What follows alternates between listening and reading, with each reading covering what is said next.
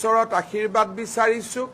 অসমবাসী ৰাইজৰ ওচৰত প্ৰণিপাত জনাই তেখেতসকলৰ পৰা আশীৰ্বাদ বিচাৰিছোঁ যাতে অনাগত বছৰটোত এই বাজেটখন ৰূপায়ণ কৰিবৰ বাবে আমাক তেখেতসকলে শক্তি দিয়ে সাহস দিয়ে আৰু আমাৰ প্ৰতিগৰাকী মন্ত্ৰী বিধায়কে এই বাজেটখন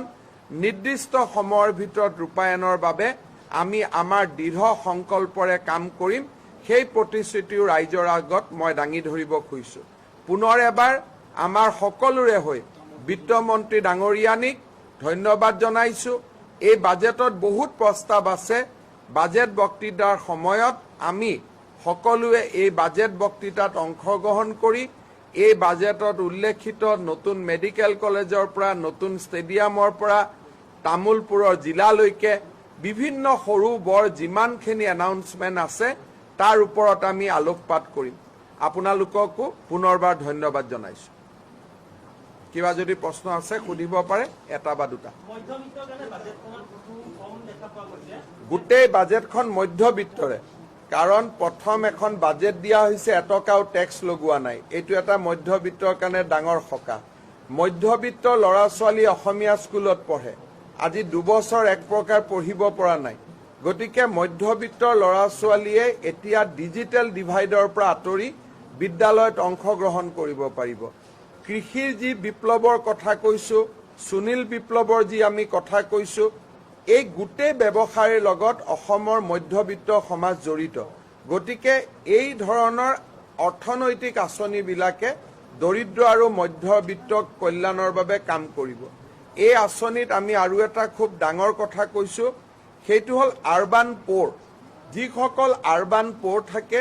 তেওঁলোকে মহানগৰ আৰু নগৰসমূহৰ নিৰ্দিষ্ট স্থানত তেওঁলোকে দুপৰীয়াৰ ভাত সাজ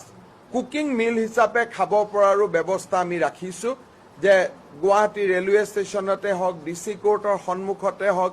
ডিব্ৰুগড়ৰ ডিচি কোৰ্টৰ সন্মুখতে হওক কোনোবা ব্লক অফিচৰ সন্মুখত হওক আমি দুখীয়া মানুহখিনিক কুকিং মিল লাঞ্চটো আমি বনাই পেলাই খুওৱাৰো এটা সাংঘাতিক কল্যাণকামী এটা প্ৰকল্প এটা জনসাধাৰণৰ আগত আমি দাঙি ধৰিছোঁ বেদখল আমি এইটো কৈছোঁ যে গুৱাহাটীৰ পাহাৰবিলাক আমি ড্ৰোনেদি ইয়াৰমাৰ্ক কৰিম যিসকল বহিলে তেওঁলোকৰ লগত আমি একো কৰিব নাযাওঁ কিন্তু আৰু যাতে বহিব নোৱাৰে ফৰেষ্ট ডিপাৰ্টমেণ্টে 24 আৱাৰ্ছ কণ্ট্ৰল ৰুম কৰিব যাত ড্ৰোনেদি চাই থাকিব যে নতুন কোনোবা ঘৰ আহিছে নেকি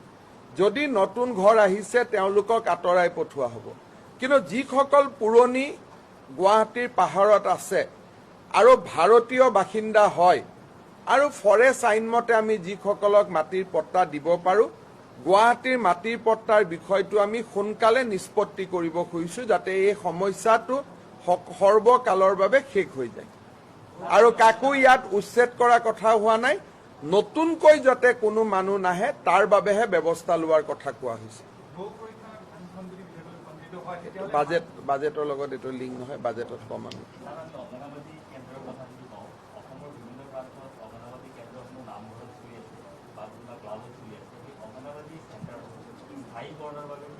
বাজেটত এই বিষয়ে কোৱা হৈছে চেপ্টাৰটো পঢ়ি ল'ব 10,000 নতুন অংগনবাদী কেন্দ্ৰ স্থাপনৰ আমি কথা কৈছোঁ 25 লাখ টকাকৈ আমি অংগনবাদী কেন্দ্ৰবিলাকত দিয়াৰ আমি কথা কৈছোঁ মডেল আদৰ্শ অংগনবাদী কেন্দ্ৰ আমি বনোৱাৰ কথা কৈছোঁ আপোনাৰ লগত যুক্তি তৰ্কটো বিধানসভাত কৰিম আৰু সেইটো MLA সকলৰ লগত যুক্তি তৰ্ক নকৰি আপোনাৰ লগত আৰম্ভ কৰিলে MLA বিলাকৰ চাকৰিবিলাক যাব কোনে হয়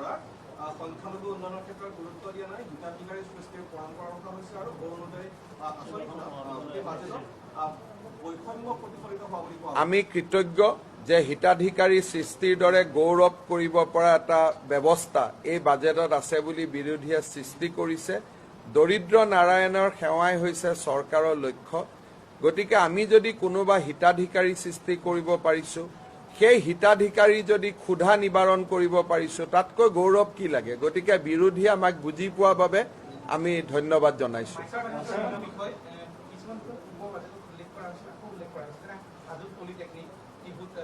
কামবিলাক সব চলি আছে কাৰণে উল্লেখ কৰা হৈছে কাৰণ বাজেটতো টকা দিব লাগিব বাজেট মানে কি প্ৰত্যেকবাৰে নতুন নতুন কথা কোৱা নহয় বাজেট হল ধনৰ আবলটন